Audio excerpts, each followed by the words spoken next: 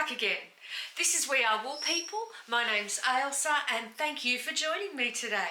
On this channel we talk about yarn and knitting and sometimes crochet, but mostly knitting. And if that sounds good to you, then grab yourself some knitting of your own and a cup of tea and let's have a chat about what's been going on around here. So I'm back again. Thank you so much for joining me, and guess what, guys? You did it. I'm so excited. I got to 500 subscribers, so thank you so much. Any of you who have subscribed, you are awesome. And even if you're not subscribed and you're just watching here today, you're still awesome. But consider subscribing, because what I'm going to do is I'm going to give away one of these tins of little knitting accessories. Let me show you what's in this tin. My friend Donna made this up for me. It has in this tin, I have a little tape measure, cute, a pair of embossed scissors,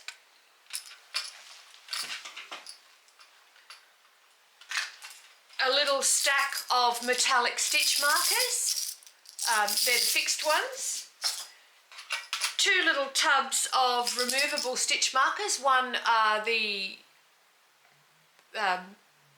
the circular ones, and then the other little tub is the bulb safety pin style stitch markers. There are a couple of little labels to sew into your knitting that say made with love in a few colours. There's a little vial of tapestry needles, a little roll of highlighter tape.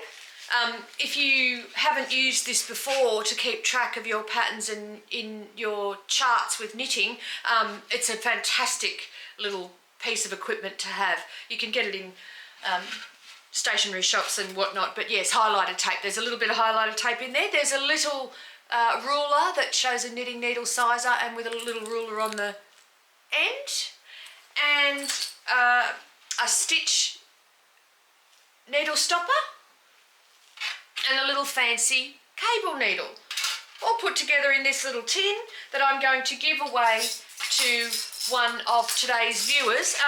So all I'm going to do is ask you to leave a comment on this post. I don't know if you know, but in YouTube you can't actually get a list of your subscribers, so I don't know whether people who comment are subscribed or not, and I can't obtain a list, so I can't say you have to subscribe and leave a comment in order to be eligible, because I'd never know. And the other thing is that I won't be able to put the word giveaway apparently in the title of this video, because if I do, I've heard that a bot will go through and tell every single commenter that they've won. So if you leave a comment, I'm going to do a random comment number generator before I do my next video, and I am going to pick a winner from that. And I think that I'm actually going to pick 2 winners, and the second winner I will send out. I've got left over from my Poetria sweater. I've got 1 ball of this holst garn coast, which is 350 metres of 55% lamb's wool, 45% cotton in the colour putty. It is a really lovely colour. It's a beautiful grey, and I will pick 1 more commenter and I will give away this ball of yarn to them. I hope it'll work out. I hope I'll be able to find you, or that you'll be able to find me, and we'll be able to hook up and get some contact details. I will reply in the comment, and I will leave the name of the person up on the screen in my next video, which should be in about 2, fingers crossed, 2 weeks' time. So yes, very exciting to get to 500 subscribers. It's been a slow burner, this little YouTube channel, and it's been the first thing I think I'll talk about is my finished object, which is my Sabai top that I made in Kremke Soul Wool Morning Salutation, a combination of cotton and lyocell. and I knitted this top in 5 days. So I would thoroughly recommend that if you are looking for some very, very instant gratification, that you knit yourself a Sabai top, because you can do it really, really fast. This yarn worked out really well for this pattern, I think. As I said before on my previous episode, and if you want to go and check that out, you can. I talked about how this yarn, being a completely cellulose yarn, is difficult to actually hide any mistakes or any rowing out or any sort of differences in tension, because it doesn't plump up and there isn't any halo to sort of fill in the gaps of any sort of knitting inconsistencies, which is okay, because I think it's really the part of it, isn't it? It's part of the sort of beauty of this kind of garment, that you know, the organic nature of it and the sort of the natural inconsistencies are what actually add to its charm. But I like this, and I'm definitely going to wear it. As a matter of fact, I've already worn it, and I'm wearing it today. I put a shirt on over the top because it was a little bit cold. We did get a bit of a false summer. Last episode I was saying it was really warm and everything was really, it had really warmed up, but it's cooled down again. After all of that, let's get on with the knitting. Right, so last episode I had this on the needles, and this I have now finished. It's my only finished objects for the past 2 weeks, but I was talking about casting on for some summer projects, and I have had a huge burst of cast on energy. So let me show you what I have cast on. First of all, do you remember I said I was going to make a vest Claire from Mochi Knits with the Knitting for Olive pure silk? Well, I did. I cast that on, and look how far it's gotten. I've only got about, I think I've got about 6 rows to go along the bottom edge, and then I'll be casting that off. And then I do have to do the trim around the front opening, which I think is going to take a bit of time because of the very, very fine gauge. This is knitted on a 3mm needle, I think. Hang on, let me check. Lying, 275mm needle for the majority of the knitting. I did the armhole trim twice, and in fact I'm going to have to pull one side out and do it again.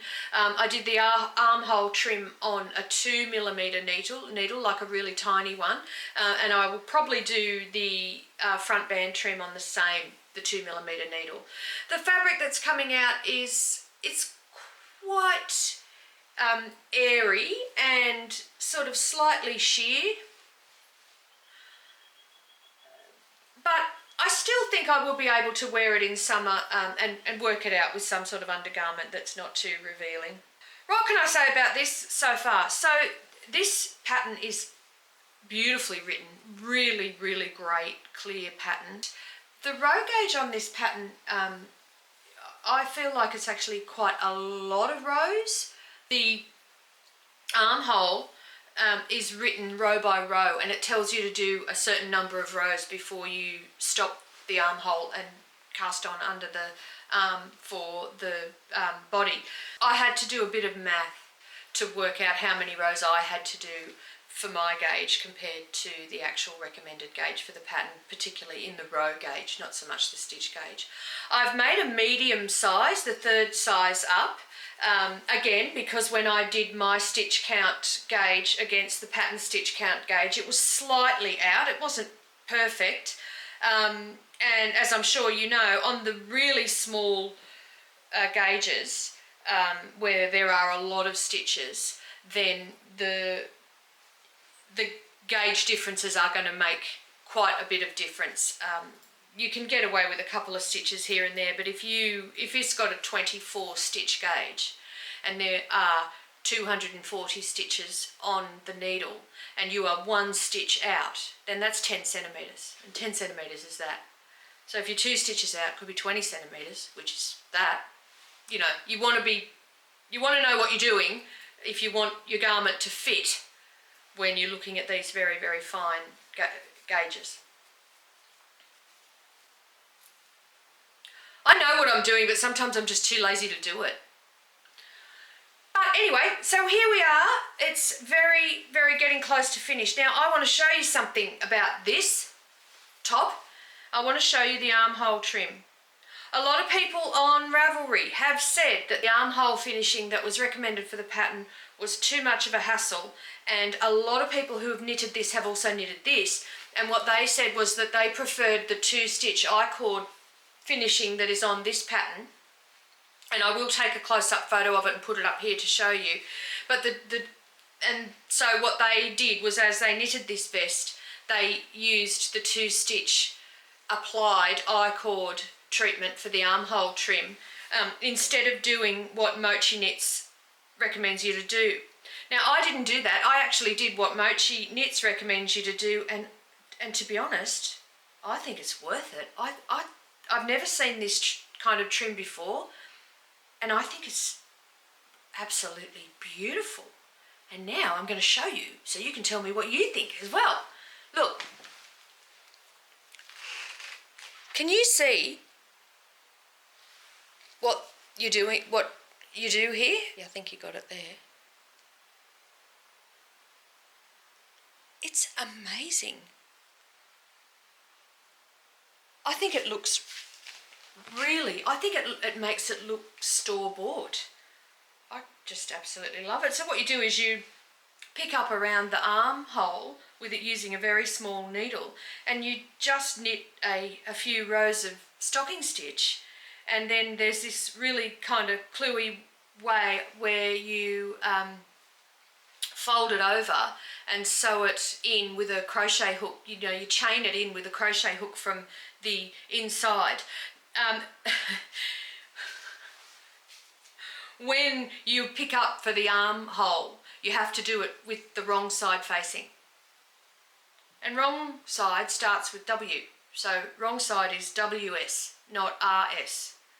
And my goodness, I did that 3 times before I literally clocked those 2 things together, that in order for this to work, the only way this is going to work is if you pick up your armhole with the wrong side facing. Wrong side, wrong side. Don't forget that when you do on the other side, Ailsa. Note to self. Anyway, look, I'll show you the little crochet chain pickup on the inside, on the wrong side of the work. And you can see that that too looks really clean. And really professional, and I absolutely love it. I can't wait to do it on the other armhole. Anyway, it looks good. And to be honest, it looks so good that I wouldn't mind. And it's been quicker, like 2 weeks. 2 weeks and a couple of days since I cast this on, so not very long time. And I would actually love to keep going on this and turn it into a dress. I think it'd be really nice. So that makes me think about the Miletus dress, which a lot of people have knitted with this yarn, and you know, maybe I might give that a go for summer too. That would be a big knit. So that was cast on number 1.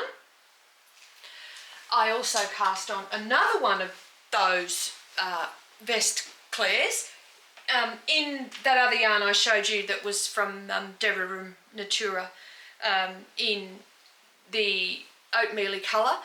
This one I have had to do all the maths for the gauge, because the gauge is nothing like the gauge recommended for the vest Claire pattern. So I haven't gotten very far with this one. I've just done the back panel, picked up and done one side, got to do the other side, and then work out whether that armhole depth is actually too short. I think it's a little bit short at the moment. But that is another vest Claire. So there was one more cast on, which I'm doing actually as part of a knit along that's being run on Ravelry with Sana & Co, Susanna Cartinen, and I have cast on for the Alma Cardigan. And if you saw my Bendigo video where I talked about if there was such a thing as a Rhinebeck sweater for the Bendigo Sheep and Wool show this year, then it really had to have been this. These were everywhere. There's a great photo on Instagram of Susanna standing next to a guy who's wearing one of these as well, and she's not a tall woman, and the guy is like well over 6 foot tall, and it's so cute. There's this enormous man wearing one of these cardigans standing next to little diminutive Susanna also wearing one of the cardigans, but they all look great. Now I didn't buy the kit from Louie and Lola, who make the possum merino blend kits for these. They are beautiful kits, very, very soft and very, the yarn's got a lot of halo. It's really cozy and it was really lovely, but I didn't get it mostly because of the expense. But what I did get, but I really love the blue colour that was in that kit. And that's the one that Susanna was wearing at the show. And so I bought, as I've mentioned, I bought Bendigo Woollen Mill Prism in this colour. I don't know what it's called. The Bendigo Woollen Mill Prism 8 ply in this self-striping variegated blue/sea green aqua combination, and the Bendigo Woollen Mill Luxury 8 ply in the colour Stone. Together they have given me this result for the Alma cardigan, which has come out quite well, hasn't it? I really like it. We're not going to be wearing this anytime soon, walking into the Australian summer, but you know, it's a nice knit anyway, and I've always tended to knit it with wool right the way through summer regardless of the temperature, because I'm mostly inside with air conditioning. But yeah, that looks good, doesn't it? I'm really happy with how that's come out, and now I'm up to, I feel like that's probably long enough for the length of the cardigan to the underarm. So the next thing you have to do is knit 2 sleeves and then get them to a stage where everything can all go on the needle together to come up. It's a raglan shaped cardigan, and I haven't done a raglan for a really long time, so I'm looking forward to that. And it's sticked. There's my stick down the centre. Can you see those stitches there? That's the steek. So when I'm finished, I'll be cutting straight up the centre of that stitch with a pair of scissors and working out a way to reinforce that. This is superwash yarn, so it's not ideal for steeking. I'm going to have to machine reinforce it so that it doesn't unravel when it's washed, but that'll be fun. That'll be, I have steeked before, I think only once. And that was with a proper Shetland yarn, so this will be an experience. I saw a video the other day with the Wool Needles Hands with, what's her name? Taylor. And she used a steeking method. She didn't actually like it. She decided that she was going to go and do something better, where they braided the steek yarn. And yeah, I might give that a go, because that appeals to my low effort attitude towards finishing that steek. We'll see. It'll be a little while yet. I've got, as I said, got 2 sleeves to knit and then come up with the raglan shaping. The end of the knit along is in November, and I do want to finish it before the end of the knit along. Well, I mentioned my project bag, yes, while I'm here. This project bag is so fun. It's Protea. It's beautiful, great fabric. It's by a company called My Creative Garage. They were at Bendigo. They had the best looking stall because it was so curated colour-wise. It was absolutely beautiful. She's got a fantastic eye. She's a really good sewer too. I think she comes from the fashion industry, where she possibly was a seamstress. Beautifully made. This company is going to be at the New South Wales Knitters Guild Fibrefest next month in Wyong, which I strongly encourage anyone in New South Wales, if you've got a spare weekend, the weekend in October that the Fibrefest is on, that you go and check that out on the Sunday. I'll be running the fashion parade, so that is going to be fun. And My Creative Garage are going to be there making and selling these absolutely fantastic project bags in various sizes, various prints, and also she's got really beautiful yarn. She's got a great eye for colour. So that is that. Now, oh yeah, I have, yeah, got one more cast on. Do you remember a couple of months ago I was talking about you're making a magnum opus project where I had my eye on a dress, a crochet dress. And I've been looking for the yarn for it, and I thought that I'd found it, and I started. Now I'm not so sure. But I went down to my local yarn store, which is a shop called Finzah, run by Sasha. It's in my neighbourhood. And I bought a couple of balls of this Katia Brisa mercerised cotton. It's really shiny and really slippery and really silky and quite nice for you know, a soft dress that could actually be dressed up. And I bought it in this silver colour. And in the ball, it's really luminous and lovely. But in the knitting or in the crochet, it kind of isn't as luminous as it is in the ball. And I think that it might end up being a little bit dull. And I didn't buy the yarn in enough quantity to make the entire dress because I wasn't 100% sure, but I did buy enough to make a top, and I've started, and it's a really interesting crocheted stitch pattern in that what you do is every second row you crochet into the front post with a contrasting colour. And then when you do your main colour row coming in next, you actually crochet from the back into that row, meaning that you're never putting any pressure on your previous crocheted row for the front facing row each time. And it reinforces it and gives it a strength and a structure, which is great for a garment like a dress that you don't want, you know, knitted in cotton, crocheted in cotton. You definitely don't want that growing on your body while you're wearing it.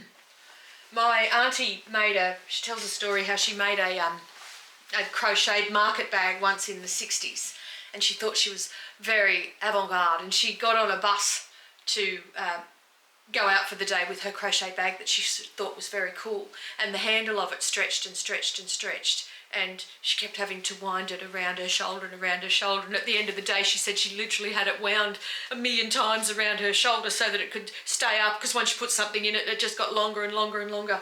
So you don't want that to happen to your crocheted dress when you're out, do you? No, you want the dress to be the same length at the end of the day as it was in the beginning of the day. And that crochet stitch that they've got there in the design is really clever for that. In my previous video, I showed you my finished Pojhola from the beautiful Blackbeard yarn from Pirate Purl. And in the modelling video, I showed that when I lifted my arms up, it was puckering and bunching up over the shoulder, and it was going to be noticeable when I wore it. And one of my commenters very, very helpfully mentioned that she thought that the best way to actually make a circular yoked jumper fit was to add some raglan increases under the arm section after you separated for the armholes, to give it the proper shaping that is shaped more like a body and less like a funnel. And that reminded me of a knit that I made from a kit from the Bohus Stickning website. This guy, from what I can see in the camera, I think it looks beautiful in the camera, and it is beautiful. I knitted this a few years ago, and it's actually a fail, even though the yoke part is really gorgeous. But that comment got me thinking, you know, I should get this out and I should fix it. And I'm going to, because the yoke is beautiful, and what's wrong with it is because I did what I often do, and I got too eager and I cast the sleeves off too early, so the sleeves are too short. And I also didn't knit the sleeves in the round because I didn't want to. And because I hate magic loop. I really hate it. Casey from Young Folk Knits, she hates magic loop too. Girl, I'm feeling you. I hate it as well. And so it seamed, I think, for the sleeves. And anyway, they're too short, and I did an Italian bind off on the cuffs, and it's really flaring and really curling, and I don't like that either, and I just sort of abandoned it. But I'm going to go back and fix it because the rest of it is really lovely, but it also has the raglan underarm shaping. So when you finish the yoke, in the Pojhola, when you finish the yoke, you just divide for the sleeves and go straight down. But this, the commenter who made that comment and said that that helps with the fit on the circular yokes, it made me think of that. And I thought that's really good because, you know, if anybody knows how to make a circular yoke jumper work, it's the Bohus Stickning people, right? Because they invented it, I think. Could be wrong. So what I'm going to do is I'm going to take this sweater, which is beautiful, and I'm going to rip it back to the underarms, and I'm going to add some raglan shaping down here before I join it and knit it down again, and see if I can improve the fit of the actual yoke itself. So that is my plan on what I'm going to do with the Pojhola. And that is getting up towards the end of what I've got to talk about today. I feel like today was a bit chaotic. I hope it was okay. Now, this weekend I'm doing something really, really exciting, and I'm going to try and do a vlog on it. I am actually judging the knitting at an agricultural show in the Riverina, in a little village that a lot of my family live in, and the village is called Ardlethan.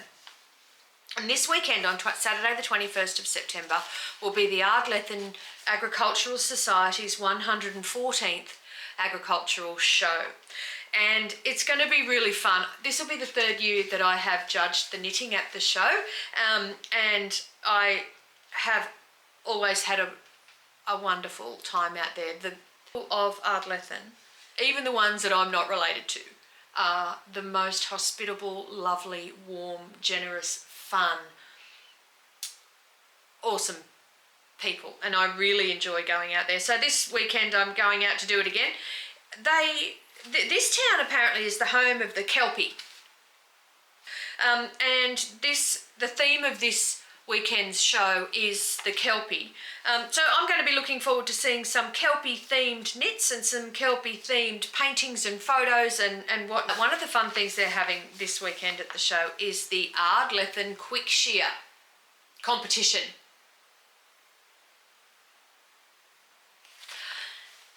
And that is going to be really great. That's going to be a full-on authentic experience.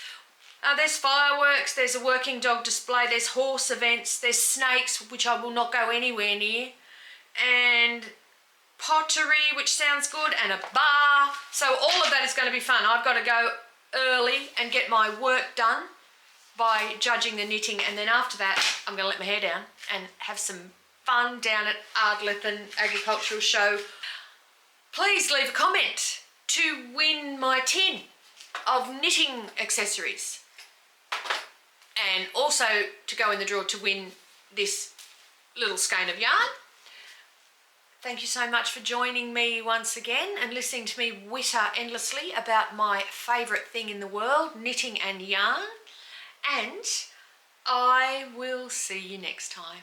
Bye.